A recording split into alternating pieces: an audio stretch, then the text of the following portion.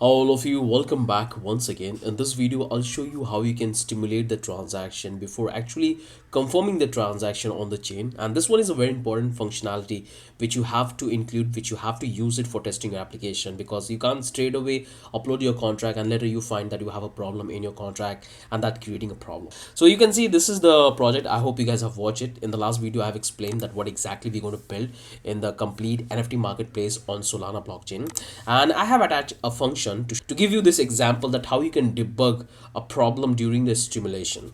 So I will simply come back here in the create section, and here you will find I have attached a function which going to deploy the contract. So when I will try to execute this, I have attached the function right up here. So if I execute this, it's going to make a call and it's going to execute that. You can see I'm calling this, but I don't want to execute the function straight away ahead. I just want to get the hash, the encoded data which is getting populated in the wallet for confirming the transaction. I'm just interested in the hash. So what I will do, I'll simply club this one, and here I got the hash.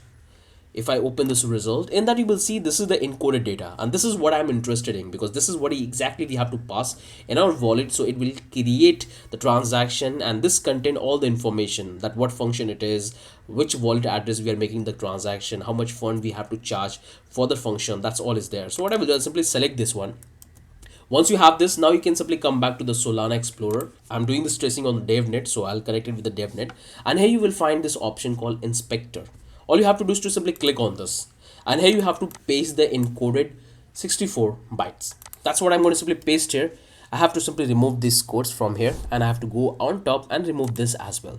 The moment I will do, we're going to make the call. So here we got the entire details which we have in that encoded data, and we can easily able to do the examine that we are getting the right variable in the right execution. So you can see this is the transaction overview. Here we have the size, here we have the fee pair address. So this is the pair which is going to pay the fee for making the transaction. I can easily able to execute this in simulation to check that the function is getting executed or not. I will show you. And here I can able to find all the details about the contract, the signature, the signer, the invalid, the fee pair, and different contract we are interacting with, the balance of each one of the wallets. So you can able to find all of these details. We can easily able to go through that.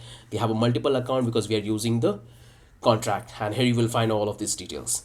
Here you will find all the feature we have, like fee pair bump, treasury bump. That's all you can able to find it.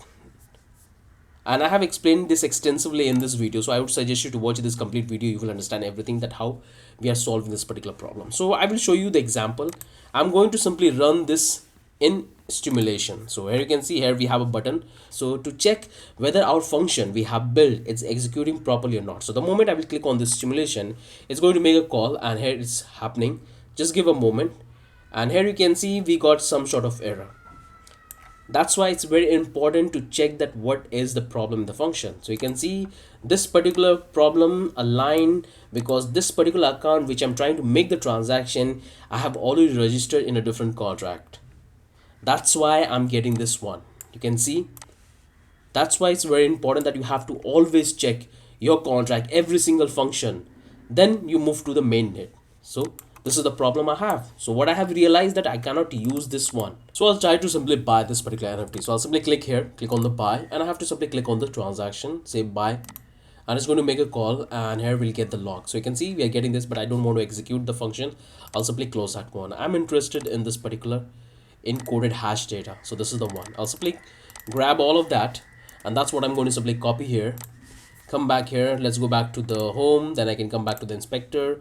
I can simply paste this one, I can remove this, then I can go on top and I can simply remove this. And here you can able to see all the data. I can simply find it, I can check the contract, all the logs I can check it personally, and what are the state changes are making in the contract. That's all I can able to find. Now let's try to execute this one to check. If I click on this stimulate, if I execute, you can see the logic is working fine, because this is the logic we have implemented. The owner of the marketplace cannot able to buy the token. So you can see transaction error.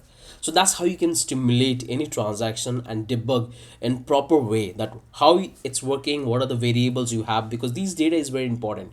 You have to check that all the contract, all the data which is passing through the actual flow which you have included in the contract. So that's how you can inspect any transaction. You have to check the encoded transaction hash, and that's what you have to simply play around it. So I hope you guys have got an idea that how you can simply inspect that, and I would highly encourage you to watch this complete video. You will understand everything, that what exactly we have developed and how we are testing all of that. Okay, so with that I'm ending this video. Have a wonderful day. Bye bye.